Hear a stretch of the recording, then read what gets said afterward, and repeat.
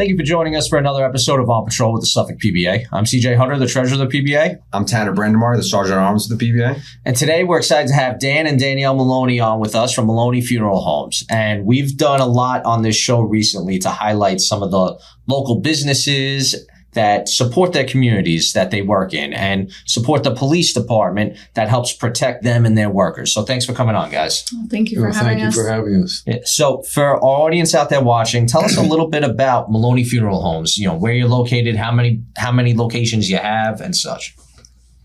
So we have 7 locations in Suffolk County. Central Islip was the first one. My great-grandfather started it in 1933. That's amazing. And then my grandfather opened our main location in Lake Ronkonkoma now in the early 1960s. And then we grew to Hauppauge and Bohemia. No, Holbrook first. I'm sorry. Right. Holbrook in the 80s, then Hauppauge and Bohemia in the 90s, right? Right. And then 2009, we opened a location in Port Jefferson, and 2017 in Santa Mauritius. And that was our last, That's amazing. So this family business has been going on for almost 100 years now. Yes. Yeah, I think we're in our 94th year. And we certainly as a family business, I'll tell you a quick story. So my grandfather started in 33. My uncle was a funeral home, ran the funeral home in Central Islip. My dad opened the one in Ronkonkoma. But when he went to open the one in Holbrook, my mother actually became a licensed funeral director as well. And she was a funeral director in the Holbrook location, and the two of them worked that together. So, and then of course it went on to their sons and so forth. But so, yeah, we're all in on the family. Mm-hmm. So what does it take to become a licensed funeral director? Because that's something that I've never personally actually even looked into. I'll take that. Okay. So, you essentially it's about 2 years of college. Farmingdale had a program. I'm not sure if that's still going, but it's 2 years of college education with a specific study of mortuary sciences, and so the degree, if you will, associate degree in mortuary sciences. But there's also other schools like the McAllister Institute, which are schools just for training and educating people to become licensed funeral directors. So again, you get about 2 years of education one way or the other, and then there's a national board that you have to take. There's 2 parts to that. One is science, and I think the other is legal. But the national board is a test that's administered to all people in the United States that want to become funeral directors. So it's the same board, same test. And then once you get that, you do a residency in the state of New York, and every state is different in terms of what their requirements are. But in the state of New York, you need to do a 1 year of residency after you pass the boards. And so you'll go to work for a funeral home, and you start doing all the things that you would think a resident would be doing, a lot of the basic things, and they just start learning on the job. Mm-hmm. And after a year, then you take the state board, which is more of a New York State specified legal test, so that you're understanding of all the laws and so forth regarding funeral service in the state. And at that point, then you become, once you pass that, now you're fully licensed. So that's, overall, start to finish, if you do it right, you can do it in 3.5 years. Oh, wow. If you already have a degree or you have some college, you can even do it in less time. So Danielle, for example, had a bachelor's already. So I don't think it was like 15 months. 15 months program. And she was able to get it done. So it depends on, and there's a lot of people that come into the field that are like in their second career. Okay. Or even third. I came in and this is my third career. I didn't come into the funeral business till I was 35. So even with it being the family business, you wanted to try something else prior. Right. So what did you try prior to going into the funeral business? So I graduated from Johnson & Wales Culinary Arts School and became a chef. And I worked around the Eastern Seaboard and New York City in particular for a while. I had a restaurant, a partnership in New York for a small period of time in '86. And then we had a small place in Hoboken for a few years. And then I got tired of the business and I went back to school and became a computer programmer analyst. And I worked for a company called Fiserv for a couple of years in Arrow Electronics, which is based here on Long Island. And then my father, I was the oldest of 8. My father. Oldest of 8, wow. Yeah. Big family. Yeah, an Irish clan. Yeah, there you go. From the day I was born, my dad was like, "Oh, you're going to take over the business," and I didn't want it. So finally, when I was 35, he said, "I'm not going to ask you again. This is the last time." And I was starting to get a little bored with the computer programming, so I went back to school again. I went to McAllister Institute, and on to become a funeral director at that point. So how'd that path? That's a very unique path because you're doing different types of jobs, especially being in the restaurant business now. How has that really helped you go into the funeral service? Well, I'll tell you two points on that. The first being is it's very, for me, being now as a business owner as opposed to then being an employee in various businesses, I can have a real appreciation for what it's like to be employed, have a boss, have, whatever field that I was in, having to be like everybody else. Whereas now once I was in the funeral business and now I was the employer, that's really helped me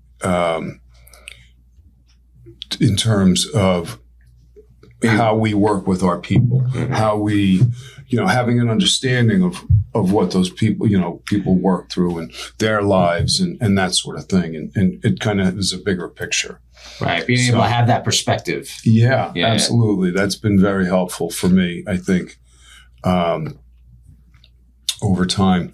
And then I'm sorry, what was the other part of the question? Well, I was going to say what you didn't say about getting your licenses in New York. You have to be a dual licensed funeral director, which means you have to be an embalmer and a funeral director.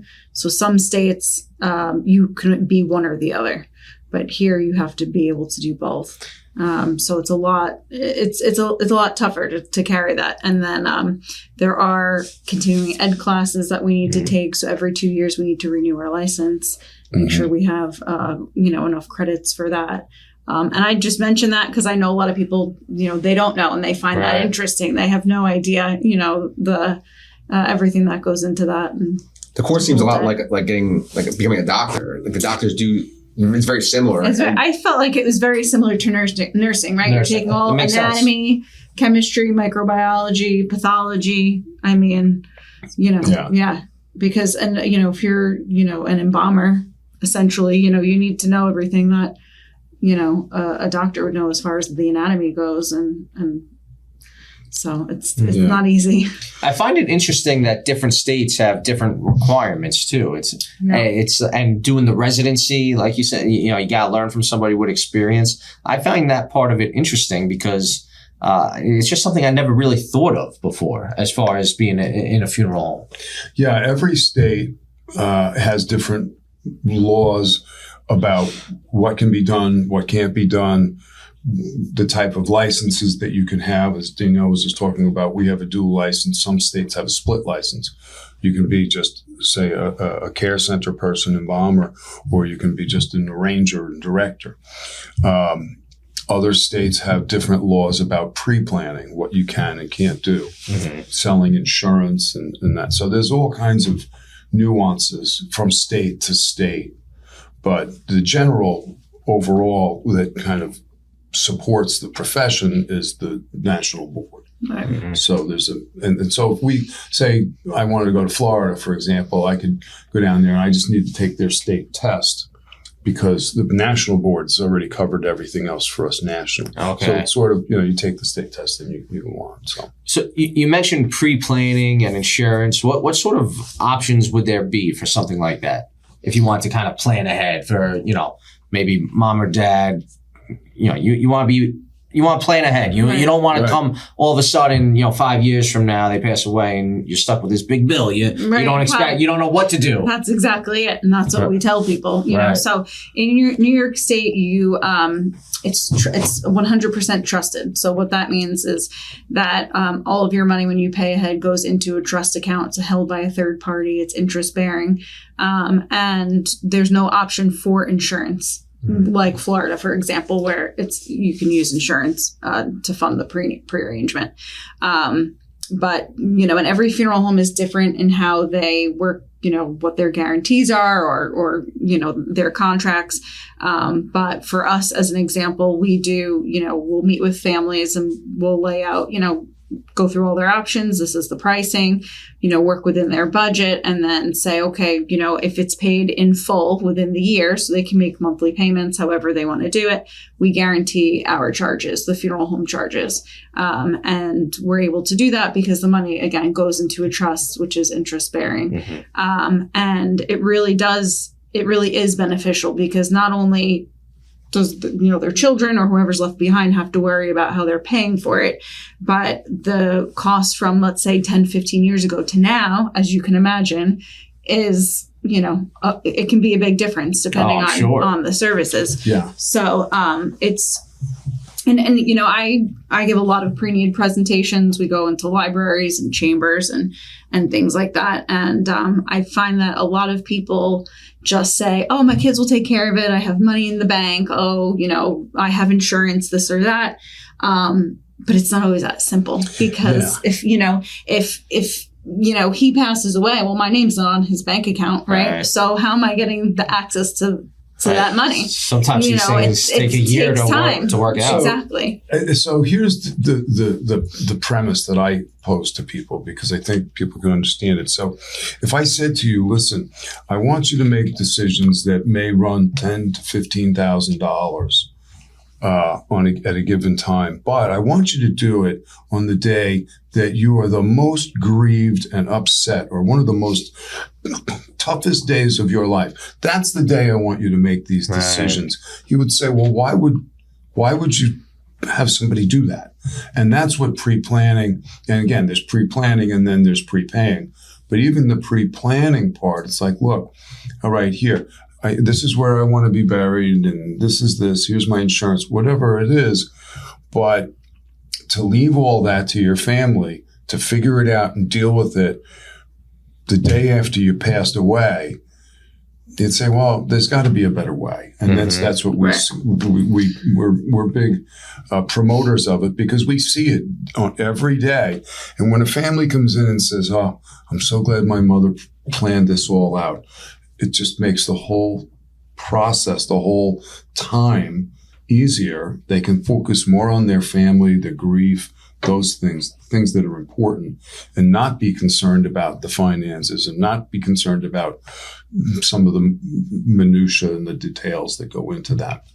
So we're huge advocates for pre-planning. And I would say not even on the financial side, but on the family side, we see, oftentimes death is unexpected. Even when someone's elderly, very often you'll hear, my mom was 90, but I didn't think that she was going to, pass. She wasn't sick, and when you're dealing with multiple next of kin, so whether it be siblings or children, sometimes, not everybody agrees. People are out of state, you start fighting, and that's got to be. You always hear horror stories. It's the family, the normal family dynamics you run into. I mean, even as police officers, you guys see it all the time. Yeah, I'm sure. So we see the same thing, and again, that sometimes that time brings a lot of negative feelings or emotions to the surface now. The linchpin to the family passed away, let's say. And now, so it can be, again, by pre-planning, it takes a lot of that off the table. Yeah. You had mentioned sometimes it's a surprise. And one of the things that we were talking about off the air too was, like a line of duty death funeral, right? There's a lot of planning that has to go into a line of death funeral. Cops get killed suddenly, firemen get killed suddenly. It's always a big Right. a big to do, right? There's thousands of people that show up to these things. Right. And that's a lot for the family to have to handle. Right. Mm-hmm. Good. Well, so, it is. And unfortunately, as I mentioned earlier, we handled many 9/11 funerals. Right. And for those that remember, those were, each and every one was an event. I remember one in particular where we were actually coordinating people parking at the local high school, hiring buses to take them over to the church, where outside the church there were huge screens because, of course, the church couldn't accommodate people. Right. And everyone was just like this huge coordination between whether it was FDNY and NYPD or Suffolk, whoever that person was a member of, or even if it was just a person from the private sector. But they were all these very, very involved funerals, and there was coordination with New York City Department of Health, releasing of the deceased, and unfortunately at that time, some people weren't found, and then people would hold memorials, and then a month later they would say, "Oh, we found," and then they would have another one. That's incredible. So there were these and hugely, involved events. So high-profile funerals, high-profile events like that, we have a lot of experience with it, and we go all out for those types of things in terms of our staff, in terms of how we prepare the facilities for, thousands upon thousands of people, coordinating simple things like a line, it's a line. But one of the things we do, for example, is we have people walk the line up and down, and where we see a senior citizen, we'll take them off the line, we'll bring them up, get them a chair inside the funeral home. I mean, we're very, very attentive to the myriad of things that go on in a high-profile event. Right. And then, then you have the day of the funeral, and of course, you got to work hand in hand with the various departments.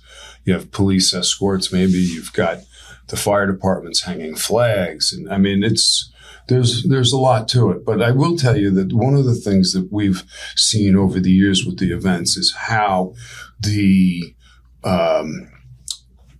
whether it's the NYPD or whatever the organization is, steps up and assists the family, especially in the first week or two. Right. I mean, not that they're not there for them as they go on, but think about it. Family's just been hit with, let's say, God forbid, an officer's been taken down in the line of duty.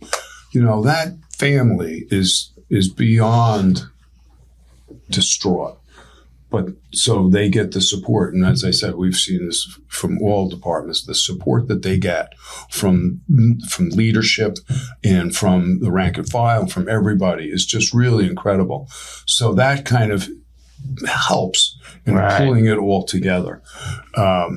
But they can be, we had an event, we had a high profile funeral back in 99 in Holbrook. Mayor Giuliani was the mayor at the time, and we had to coordinate finding a place for a chopper to land and then provide him and his group with a space so they could meet with the family and so forth. And we did. We coordinated with Sachem High School. We had them land in the field at Seneca High School and that. So we're, we understand that there's a heck of a lot that can go into them. And you're dealing with emotions, and you're dealing with, the grief. And so. Yeah, how do you manage that? How do you manage that, though? Because I feel like part of what you guys are running a business, but also this is like a sad point. Most people in the family's lives are left behind. How do you guys manage like the emotional part of it with the people that come in with their family member after they've been deceased? Well, we have a lot of great funeral directors that, it's not, of course, it's not always easy, but I think you kind of go into it with, I'm helping the family, I'm taking care of them, I'm doing something for them. Honoring their loved one. Right. And, whether it's the care center team who's able to make their loved one look the way that they used to look, or even able to see them, when maybe they wouldn't have been able to, or it's, their director making the arrangements and taking the funeral out, as tough as it can be is as rewarding, because you're able to make a difference in this person's life, even if it's for a couple of days during their worst, times of life. And, right.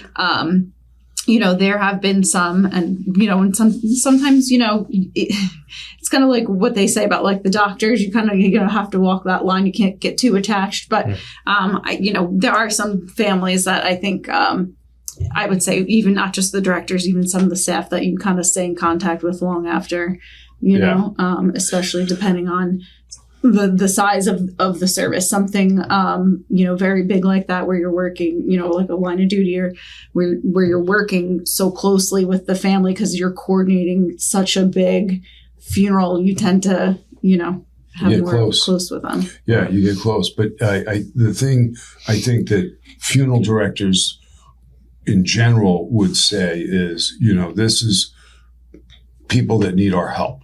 And that's our focus, helping them. If we dwell on that loss ourselves and we start taking it on ourselves emotionally, that's not really a healthy thing, because you could do that for every family, right? So it's really a matter of, as Danielle said, you walk the line with the doctor. You have to keep your emotions in check, and be there for the family. And look, they came to you for guidance. They came to you for, being able to take care of all this. That's the focus. That's where we're at. And by doing that, it trickles down. But I'll tell you that the hardest ones I feel are the children. Mm-hmm. When, a family walks in and they've lost an 11-year-old child or something like that. If you're a parent, pulls at your heartstrings. Yeah. It's like, you got to, like, let me go get myself squared away. Everyone so I can now come and deal. So I can come and work with them. You can't be getting emotional with a family. Like you need to be. Well, you can't. I'm going to take care of you here. You can't put your emotions on them. Right. Like Meanwhile, they that's have every their own. parent's worst nightmare. Right. Yeah. Right. So, and again, and unfortunately it does happen, but, and in those cases where it's like, okay, well, if this were me, or, what am I going to do for this family, for the parents there? I'm going to, they're going to see their child, and we're going to do the best that we could. As difficult as it is for everyone to do that, you're giving them, the only thing left that they could have. So, you just kind of, that's your focus is, just helping them and giving them the closure and helping them through it. And, so there, and I have to say, we do have a great team of funeral directors who really, connect and are there for the families. If I could just jump on that just a little bit, because Danielle's mentioned our funeral directors a few times in our team. One of the things that we do at Moloney's is we have a huge focus on training. All of our funeral directors receive an hour of training every other week, and where they step out of their role and they work with another senior director on various specific points. Let's say it's just dealing with cemeteries, or going over different ways for families to create a memorial, whatever it is. And we kind of took the approach of, and using a sports analogy, right? What do sports people do when they're not playing a game? Well, they're practicing. They're working on improving. So we have a heavy focus on that with our directors. And it is as important as meeting with the family. We have a whole board mechanism we use to schedule things. And we do a lot of focus on that, as well as our clerical people and our clerical team. And even the people, when you come to our funeral homes, you'll see people there, greeters, they open the door, or they'll be bringing flowers in. All of those people are trained. we do not have people just come in and just open and close the door, because we understand that even that person opening the door is going to be in contact with the family. They're going to be working with the family. Who knows what the situation is? They need to be prepared to work with that family as well. So training is one of the things that we have a high emphasis on, and just trying to constantly be putting our best out, all of ourselves. Right, right. You know what I found interesting too is how, you had mentioned that sometimes when you're dealing with these families, especially if it's like a kid involved, you have to figure out how to compose yourself, kind of walk that fine line, maintain professionalism, try not to get overcome with emotion. That's what cops have to do a lot too, right? So when we're out on the road and we're dealing with these families in their worst moments, right? Their saddest days, their toughest days, sometimes it's hard to maintain that same professional presence, but we're all trained to do it. Right. But a lot of times we start to develop a little bit of like a dark sense of humor, right? It's like a coping mechanism to try to deal with the stressors we see almost day to day that normal people maybe you deal with 2 or 3 times in their entire life. Right. We're dealing with this hundreds of times throughout our careers, right? I mean, I imagine it gets somewhat similar in the funeral business too. Yeah, it does. I mean,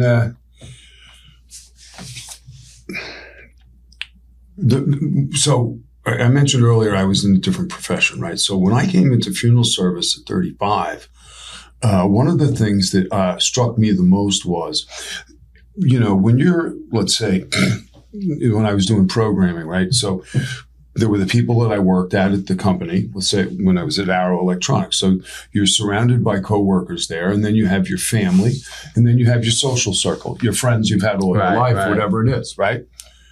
So that's your world. But you don't deal with every walk of life, every stratus of the population, where in funeral service and like in police work, doctors, you see every level of society, good, bad, ugly, whatever it is. And I remember saying to my father back then, I really never, until you were in it, you didn't know it. You didn't see it. And I grew up around it, and I still didn't see that. And so you as a result, you kind of learn how to work with different families. I mean, if there's a family that's got a loved one incarcerated, all right, how do we coordinate with the correction facility to get them in? I mean, there's every different level of the economic strata and social strata you deal with, just like you guys do. Right. And so after a while, you don't want to say that it's repetitive, but you can say, well, gee, I'm familiar with this scenario because I think I've seen it a few times before. Right. Yeah. So, obviously when you go through a memorial service or a funeral, you it's your way of, you grieve, you're kind of saying goodbye to your loved one. You hope to see, depending on what your beliefs are, you hope to be reunited in heaven or whatever your beliefs are. But you had mentioned that after 9/11, there were families that did memorial services, and then a month later, they actually find a piece of the body and do something again. Yeah. I couldn't imagine having to go through that whole process again. Yeah. In fact, there were many people that got that call Right. 2-3 times. Oh my God. To the point where the office of the city medical examiner came up with a form that basically said to the families, if you sign this form, we will not contact you any further. And there were families that said, I can't keep doing this. Right. I can't have you call me a month from now and say you found another part of me. I just can't. And so that was a reality. And then, of course, there were other families. Unfortunately, there are families that didn't get anybody. They didn't get any of their loved one. I remember one particular family that we had 3 sets of services for before they said, we can't do this anymore. We just have to accept it as it is. And and go on. But don't forget, then when in the heat of all of that, I mean, the pile was still being dug through as far as into December, January. I mean, so obviously crazy times, but yeah, very, very difficult. And of course, we're coming up on the 25th anniversary this September. So there'll be a lot of remembrance and that sort of thing, of course. But also, I mean, unfortunately or fortunately, we learned to move on, and we have to live life and go forward. But yeah, that was an incredibly unique period of time. Right. So Danielle, your husband's FDNY, yes. right? So sometimes you see these line of duty deaths, these line of duty funerals. You're helping the families through this process. What's that like for you as a wife to you kind of empathize with these people a little bit? Well, it's funny because my husband graduated the academy. I think he was in the firehouse 2 days, maybe barely, and I don't want to butcher the name, but I remember the last name was Tolley. He died line of duty, FDNY, and they ended up coming to, and they used Nassau Suffolk Crematory, which, is behind Lake Ronkonkoma. And so we were out there. I was pregnant at the time, very pregnant. And because they were, on our grounds, myself and other coworkers were out there handing out flowers to the family and all of that. And then maybe the next week they had their firehouse dinner dance, and now we're brand new. We don't know anybody yet. And one of the guys came over to me, and now they know I'm a funeral director. They know, I'm a Moloney, and they brought up the whole, basically asked me, what you just said, but also like, well, this is your family now. Like we're, this is how it is. You're a part of the family, and I think that it's one of those things where, I of course want to be there and I want to help. And I hope that they allow us to do that, because I know that we can take care of them, the best as anybody. Right. And you kind of I think it's like any other spouse that's, married to a first responder, right? You always know that you don't know when anything can happen. I think, when those things do happen, you think, well, it could have been, me today. Thank God it wasn't. Right. And, you just, like I said, you just help people as best as you can. And so it's, I don't know, in some ways it's probably a little bit easier just because of what I do and dealing with it every day. It's not so foreign, I guess. Right. It's not that same shock and awe that right. somebody might have if they don't deal with it every day. Right. Yeah. So I think, as a first responder, knowing that there's somebody who, has a spouse that's a first responder, a firefighter, to me, I just feel like there would maybe be that extra level of pride. Not that somebody else might not do it correctly, but I feel like there'd be that extra level of pride, that connection, right. that family feel. Right. Yeah, exactly. Yeah. Right. Like they're your family, right? This firehouse, this, department, they do a lot together, and as do the police, and it's really, exactly what you said. It's like, sort of, a brotherhood, right? Right. Yeah. This is your extended family. You want to, and to that point, I do have to say, we do, even if it's not a line of duty or whatnot, but maybe someone's father died, or brother or grandmother, and fortunately we have been able to help them. And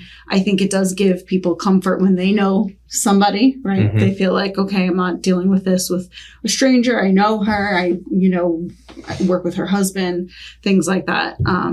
But I do feel like whenever there's a passing, I'm like, oh, like I hope they call me, because I know how well I can take care of them. And I know that being, a fire wife, if you will, like, it's a different culture than any other job. Like the fire right. and police culture it's very different. Right. Yeah.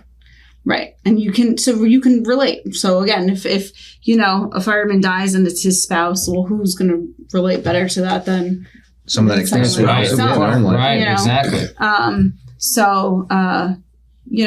that is, very unique. So, So, we like to touch on how businesses are involved in the community, help the community, help societies that we all live and work in. And you guys have gotten involved with the Suffolk County Police Foundation recently too. So tell us a little bit about your role with the Police Foundation, because I know, Lou Tatone had introduced us a few months ago, made the connection. Lou's a great guy. He's been, he's the chairman of the foundation now. Right. So, what has your involvement been?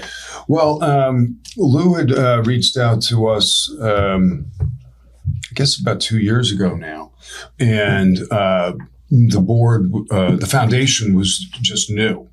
Or relatively new, and he had asked if we would, or I would consider coming and joining the foundation and supporting the foundation for the officers of Suffolk County.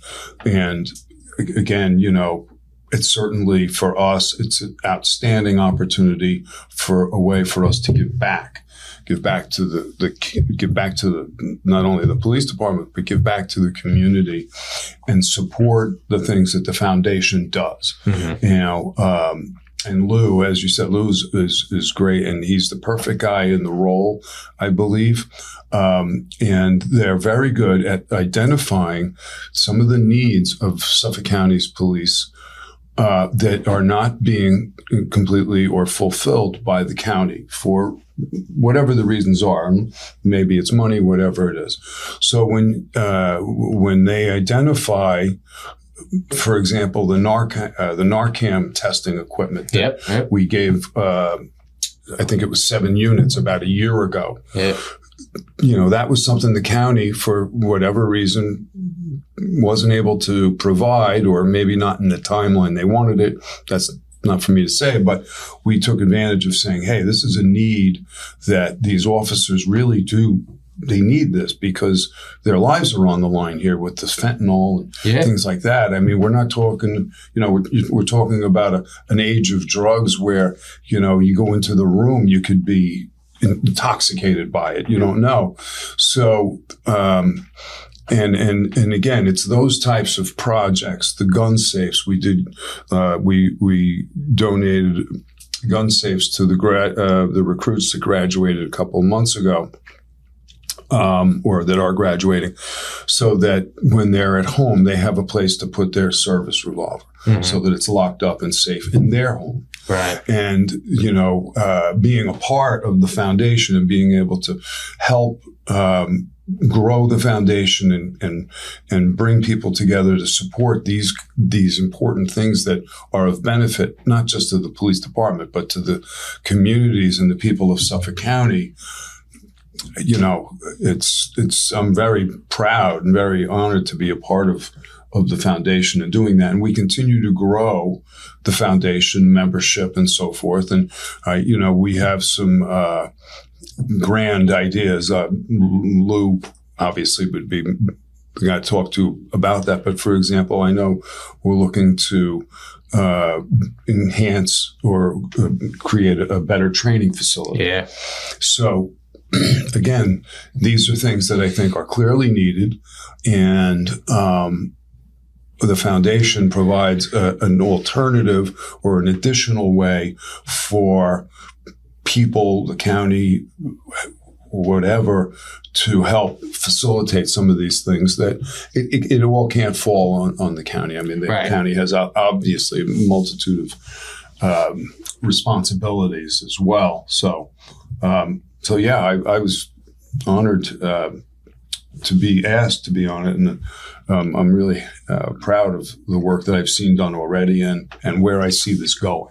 Yeah, no, I think it's great work. I think it's one of those underappreciated services to the county as well, because I don't think a lot of people out there realize the amount of tax dollars that the foundation is saving the residents of Suffolk County, and the tools that the foundation can provide to the police department for us to be more well equipped to do our jobs, or better prepared to do our jobs. I mean, you mentioned the training facility. Our training facilities are operable but they're outdated now. Mhm. And Nassau County just built this beautiful training village. Yeah. And I from when I've spoken to Lou Tatone, it sounds like they want to do something very similar Right. to what Nassau County did a year or so ago.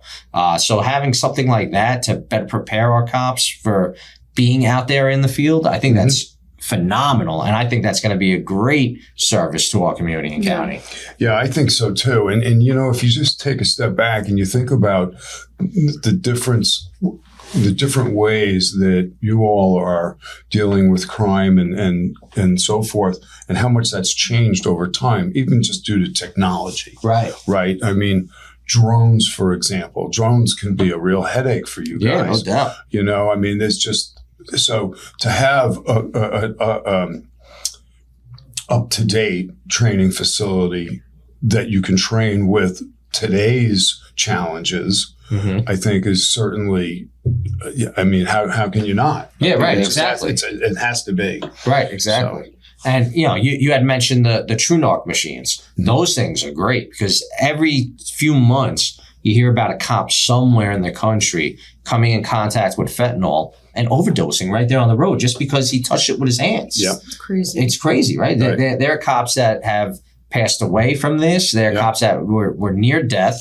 Maybe luckily another cop shows up when they have Narcan to save this cop's life. Right. But these TrueNarc machines are going to enable us to be able to predetermine if there's an opioid in somebody's pocket or an opioid, in some sort of envelope or casing that we pull off of somebody who's arrested. That way we don't come in contact Right. with this stuff. Right. So having technology like that to help us do our jobs and maintain a higher level of safety is invaluable. It's great. Yeah. And I think right now we're in the process of still determining where they're going to build. I mean, obviously it'll be out east somewhere in maybe the Riverhead area. I'm not really, again, Lou would be the guy to talk to about that, but I know that they're still working on getting that figured out. And, of course, then there's the, raising the funds to, Right. so It's that's expensive. going to take a while. But I'm, what I've seen in the last 2 years, it's exciting because you can see that the plan is working, Mm-hmm. and it's just a matter of continuing to work it and build it. And It's only going to make our cops better and keep the residents of Suffolk County safer. Right. yeah, absolutely. Yeah. So it was, it's a really worthwhile foundation for sure. Yeah. So Yeah. we were talking off the air prior about like the future of the funeral home industry and what's been going on with, inside your business lately. And we recently did an episode with Sean Manning about the real estate market and how a lot of cops are having trouble getting into their first houses and moving out of mom and dad's place. But even in business, the real estate markets have an effect, right? I mean, a lot, you had mentioned off the air that there's a lot of businesses closing up because the value of the real estate is more than what the actual business value is. Right. So I find things like that interesting because it kind of cross-references a lot of stuff we talk about here from time to time. Yeah. Yeah. It's just to kind of go back a little bit, what we're seeing right now in our profession, and this isn't just on Long Island, but across the country, is there's been a significant decline in the death rate. Mm-hmm. For example, the death rate in Suffolk County was down 8% in the first quarter this year compared to last year. That's over 250 people. That is a significant drop. Now, Right. will that sustain through the whole year? Probably not. But what we've noticed is going back to the COVID time where there was a huge surge in deaths, people with comorbidities, that sort of thing. It sort of kind of reached out into the future, if you will, and took out essentially people that might have lived another 5 years Right. with medication and that sort of thing. Okay. So 2021, 22, and now 23 comes along, and you're starting to see the rate of death go down. And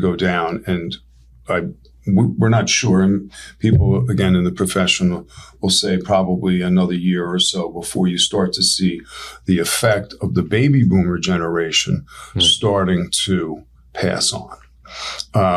So that lull has created a situation where costs have gone up. There's a decrease in the death rate. Real estate values have gone up. And if you have a funeral home or other businesses affected, you start to see, gee, the real estate value has outweighed the value of the business. Right. And then you have other factors too at play. For example, on Long Island, you have somewhat of a migration south. I know, for example, 3 employees of mine that retired in the last 5 years have all moved to North Carolina or South Carolina. So you see some of that too.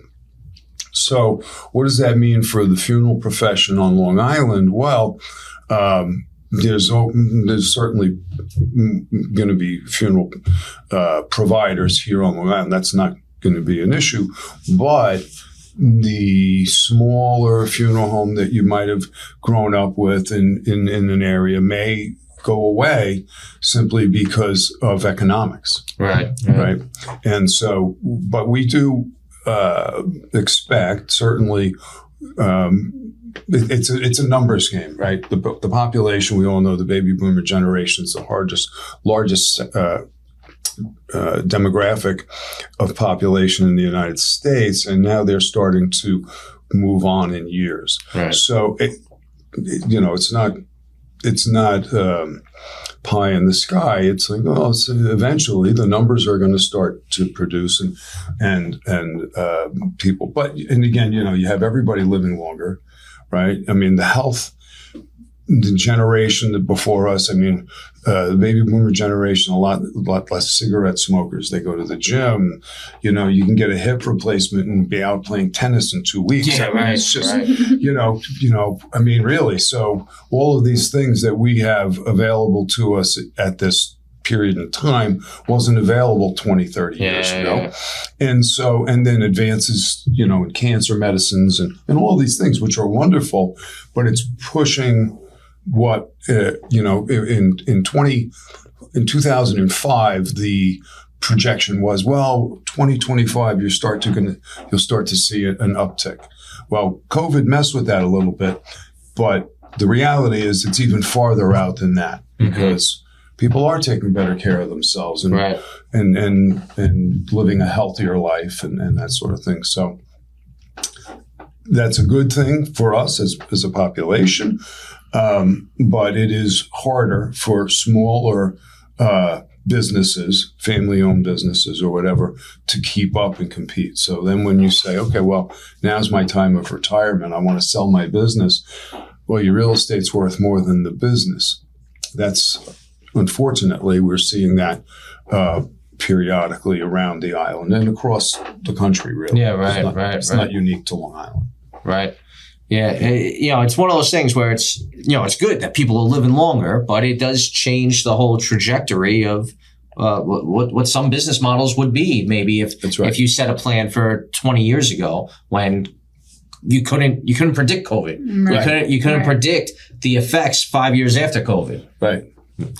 So it throws it's a curveball. Right. And the one thing too about if people say, the average age now of people passing away, that number, you really need to take a close look at it, because if you factor out the drug deaths, the fentanyl deaths we saw a lot of pre-COVID, if you take that out of the equation, you'll see that the good news for people like me is, my average age now is 80, maybe 81, as opposed to 75. Right. So there's good news there for the baby boomer generation in terms of life expectation, and so forth. And I'll tell you, we see, 20 years ago, when we saw somebody that lived to 100, it was a big deal. Oh, yeah, totally. Now, it's common. It's really, you can see the people living longer. I mean, and healthier. It's just remarkable. So my father recently retired to a townhouse community, and I see people every time I go in there. They have a 9-hole golf course there. People in their 70s and 80s playing golf every time I'm in there. People are staying active. They're living healthier lifestyles, right? I mean, we even see it with some of the younger cops. It's been a whole generational lifestyle change where guys are going to the gyms every morning. They're not drinking alcohol at night like a lot of the old time cops used to when I was a rookie. Right? I mean, when I was a rookie, a lot of these guys were, the real senior guys were like Vietnam vets or Gulf War vets. Yeah. Now it's a lot of these the younger cops. They're not living that same unhealthy lifestyle. Right. Yeah. It's good to see. It's good for all of us, really. Right. I mean. And that will carry on. I mean, if you think about it, so if that's the lifestyle you're leading now, and now you think, okay, well, the guy's been on the job, say, from 25 to 45 or even 50. Well, now he's got another 30 years to live. Mm-hmm. And if he's been, if you're taking care of yourself reasonably well, there's no reason why to think realistically, you can have a complete second career. Oh yeah, totally. Totally. And have quality of life the whole time. Yeah, it's funny you say that too, because another episode we're going to be recording next week is actually about like cops' life after retirement, building a second career, owning a business. We have a couple of retirees coming on to talk about that, so it's interesting you mentioned that. Yeah, we actually have a bunch of a lot of our pallbearers are retired cops. Or are they really? Firemen. Mm-hmm. Yeah, because, it gets them something to do. They get out of the house for a couple hours, a couple days a week. Yeah, it pays very well. Yeah, respectable. It's and it's one of those things that, like a lot of our guys will say, hey, are you available to do a carry on Friday? Yeah, I can do that. What about on Monday? No, I've got something. So it's work that you don't. It's flexible. Exactly right. It's work, which is great for a retired cop or fireman. Exactly right. I'm going to Florida for a month. All right, let us know when you come back. We'll put you back on the schedule. Right. Perfect. You're not locked into a schedule and all that sort of thing. So there's a lot of benefit to that. And our men that do that, I mean, they're like. There's a lot of camaraderie with that. And again, I mentioned training earlier. That's another thing we focus on, training. In fact, NYPD uses our location in Ronkonkoma for training their bereavement team. Because they do the shouldering. Yeah. So, they need to train on how to shoulder a casket, especially if this 250-pound person inside of it, right? Yeah, totally. And so again, even our guy, training. We offer that to NYPD or anybody who, any department that want to use it, but our guys, it's like, oh, I was on the job here, and so it kind of. It fills all in, and kind of coming back to something you said earlier about the nature of. People, first responders, funeral homes, doctors, nurses, where you deal with every aspect of the social strata, that commonality still comes into play with these guys in the funeral home. So again, if you've got a couple of retired firemen and a retired police officer and they're at a funeral, well, it's not an emotional roller coaster per se for them because they've been down this road. Right. They've seen the things that you alluded to. You know what I mean? So there's a bit of a professionalism that they bring to the table naturally when dealing with funerals. And again, it's a great way to make extra money. And there's, again, some camaraderie there. But yeah, with, again, coming back to the health and the age, I mean, you think about it, it's like, wow, you could really, and we actually encourage, I mean, some of our best funeral directors are people that are in their second career. Right. They're more mature. They have a better understanding of life, the realities of life and so forth, and they have a better understanding of what they're getting into. Mm-hmm. So I encourage all the police officers retired to consider funeral directing. I mean that. Yeah. I mean that. It makes sense, sincerely. though. It does make sense. There are a lot of parallels with the mentality of it all. And there's a decrease in the amount of funeral professionals in our country. Mm-hmm. Mm-hmm. So it's it's not a bad thing to consider. So one of the other things I wanted to point out too is, your funeral homes, that it's not just the traditional services that you would think of, where it's a big room with a bunch of chairs and a casket up front, people grieving the loss of a loved one. But there's also the option of like a celebration of life. You have this patio area in the back that came out beautiful, and people could have an outside service if they wanted to, the weather permitting, and it could be a little bit more of a party atmosphere if you want to do it that way. Yeah, so we have the garden, which is the patio that you're speaking of, and we have a tent out there, and chairs, and we have had several, we call celebration of life, so memorial services, and we say you could do as much or as little as you want. So some people have maybe cocktails and hors d'oeuvres or food. Some people just have food, one or the other. Champagne toasts. They have we have music out there. Sometimes live. You could have live music, and then in conjunction with the garden, you get the tribute center. So in case of inclement weather, we have our restrooms in there. If you did have it catered to any degree, they can set up. We have, a fully workable, we have like the sink, fridge, and a whole station in there, that they can prepare food. And something that I feel, we've noticed is, especially with the younger generations, they don't want to do the traditional, right. They don't want the same old, I don't want to sit in the chapel and whatnot. And it's more of the celebration. Everybody gets up and talks about the person, their memories, the eulogies, and you don't even need to have them there per se. I mean, you could. Sometimes, it is, a memorial where the urn is there. We have a picture of the person, and sometimes not at all. And, it's really a different way to honor the person, but still make it more of a celebration, more about less sad, less morbid, and more like a celebration of. And that's one of the things that we've over time we've constantly strived for, is to be able to offer families different things, not just the cookie cutter, but for example, we have a motorcycle hearse. We've had that for about 18 years now. It's not for everybody, but it's neat. If you're a rider, that's awesome. And people, they're like that. Or again, with the memorial garden in the tribute center, as Danielle was saying, we have families that look at that and say, "This is a great space. Instead of not doing anything, let's have a memorial service here where it can be more social." Mm-hmm. Right? It can be whatever you want it to be. And we work very closely with families in putting that together. What would you like? What would you like to see? And there's pretty much not much that we won't do.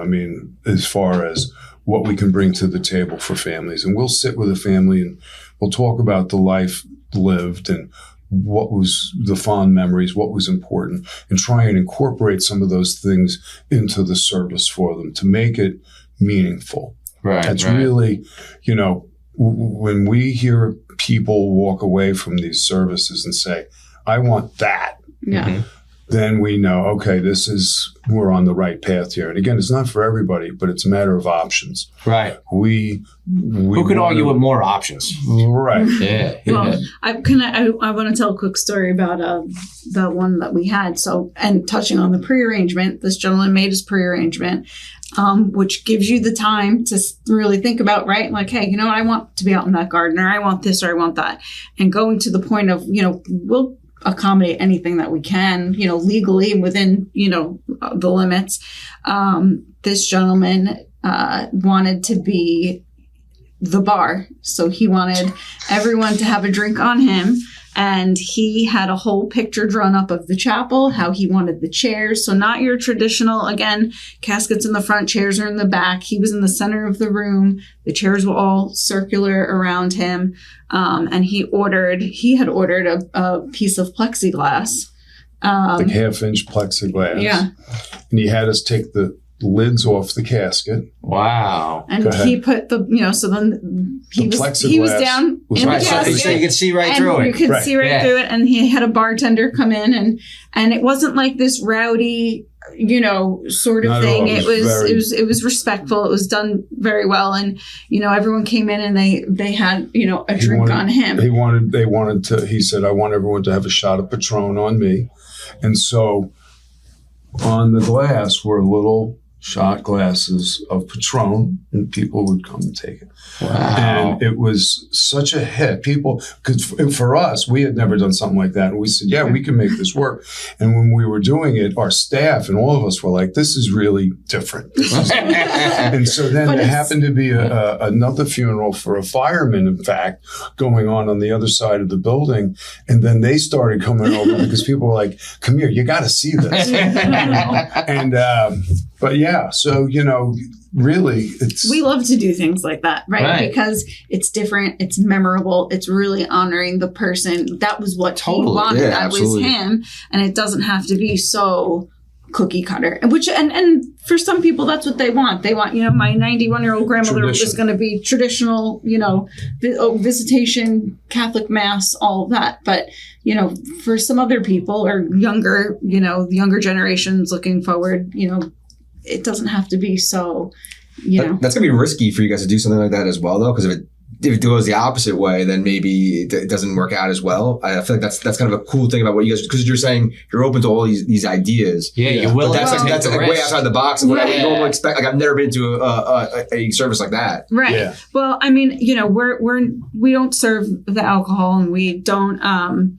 And let me just say, alcohol is not a big part of everything. Right. This was just his thing, and That's what he wanted. Yeah. He wanted it. Right. He paid for the bartender who had the woman had the license. And again, it's not like sitting in the bar throwing down shots. Yeah. It was like, okay, everyone just did one, a toast. Right. It was very tasteful. It was respectful. So. And usually, again, when we coordinate things like that with the family, the funeral directors are very good about knowing, like, we can do this, we can't do that. Right. And you can kind of get a sense of, what they're asking for. Where the people drinking in the parking lot before they come in for a funeral are far more troublesome 100%. than that scenario. Yeah, 100%. And the next morning the parking lot's full of beer cans because they've been holding court out in the back. That's Yeah. I mean, we don't advocate that, obviously. Of course. But that kind of scenario with the way that was done, and you're dealing with the family, it's going to be done right. It's going to be tasteful. Right. It's not going to be tasteful, respectful, to his wishes. Right. I mean, there's plenty of people. Like I'm a social drinker. I have a drink with family, friends. Do it respectably. I'm not getting falling down drunk every time I have a drink. Right. So you do it the right way. It's a celebration of the life. Right. And most people know that they're coming. You're still coming into the funeral home, and even on the side of without alcohol, there was another. I happened to make a pre-arrangement with a science teacher who. Wanted to make a video of that he wants played at his service. So he made a recording of himself, and I have the USB in the file. And he, in making these arrangements, he says, "Oh, is this weird? Is this that?" I said, "Listen, it's your funeral, so whatever you want to do, So we have this file that will play, and he's going to be cremated." And being that he's a science teacher, one of the options with cremations is you can turn your remains into stones, like little rocks. Mm-hmm. So he's going to do that. It's called parting stones. And again, it's just something totally unique and different. And I believe he's also going to be out in the tribute center and have a memorial, something like that. But he had the time to put that all together and think about, okay, I want to make this video. This is what I want to do. And really, whereas if he didn't plan at all and it was left to his children, they probably would have said, well, Dad wants to be cremated, so we'll just cremate him, and maybe we'll do it. Would, this is very him. It's unique to his to, unique. to him. It's different. I mean, I don't really think about like if I went, but I always say like if I did, like I wouldn't want people sitting there like crying about it. I want people, like you're saying, like celebrate your life, because I agree 100%. I think that like I don't want a bunch of people crying around about like that I'm gone. I want them to celebrate all the things that we did together while we were here. The fun you had, all the memories. Exactly. I want it to be about that. Right. 60 years from now, right? Exactly. Exactly. You're a little too young to plan for yourself, but in fact, one of the newer services that we're offering now, we're doing one of them actually for my father.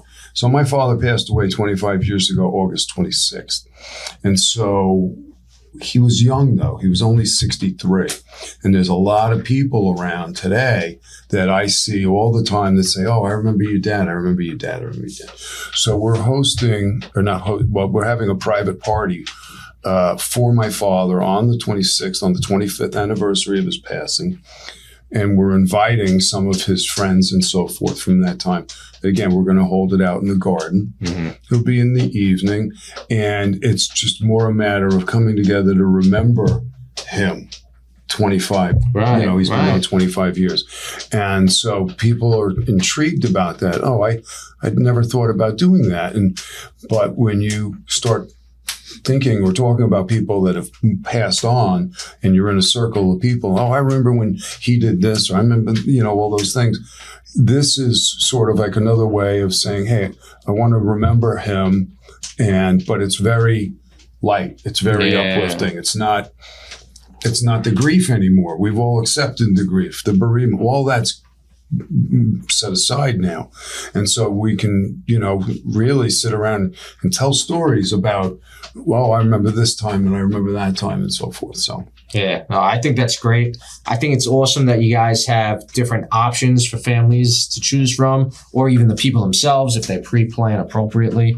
Like we were just joking, I would love to have a celebration of life for me when I eventually pass. I think that's a great option and idea for the families as they're going through that time. So before we wrap up, though, is there anything that we didn't have a chance to touch on that you guys were hoping to get out there to our audience? I don't think. I feel like we've touched on a lot. Yeah, we've touched on a lot of things. I think one of the things that I would say to people in considering their services is to learn more about what it is they want. For example, cremation, right? A lot of people don't understand that you can have a funeral, you can have services. Cremation doesn't mean you can't have a funeral. And so we kind of take the point of view that the more information we can put out to the public, the more education we can provide to the public about what their choices can be and what is available to them, then the better for them, right? So, I mean, if people have never heard of not that they haven't heard of a celebration of life, but have never experienced it, maybe they don't realize that, they can do that. So we work very hard at constantly pushing information out for the benefit of the consumer, the benefit of the families that we serve, so that they can be aware of what's available to them. And then decide what's right for them. Yeah. Right? That's great. Come back to their decisions. Yeah, more options are great. Guys, I appreciate you guys coming on the show today. Thank you for everything you do for first responders and for families in grief and the police department through the Police Foundation. We appreciate everything you guys are doing for the community. Thank you. You guys are, you're always there for the community. And it's an honor for us to be there for you, too. And thank you for having us today. Of course. Absolutely. Thank you for joining us. Appreciate it. Thank you.